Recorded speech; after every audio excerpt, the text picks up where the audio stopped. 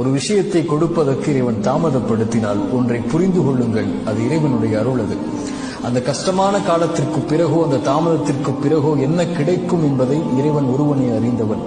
நம்மை பொறுத்தவரை காத்திருப்பு மட்டும்தான் நம்மால் முடியும். இறைவன் நோயை கொடுத்தால் தான் சுகத்தை கொடுக்க முடியும். இறைவன் கஷ்டத்தை கொடுத்தால் தான் இன்பத்தை உணர முடியும்.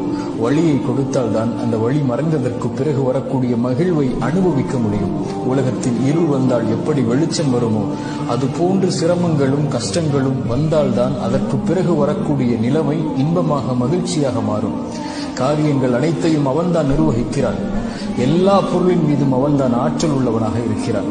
அவனை சார்ந்திருந்து அவன் கொடுக்கக்கூடிய விஷயத்தை கஷ்டத்திற்கு பிறகு காத்திருந்து பெற்றுக்கொண்டால் அதைவிட உலகத்தில் பெறக்கூடிய வெகுமதி எதுவும் இருக்க முடியாது.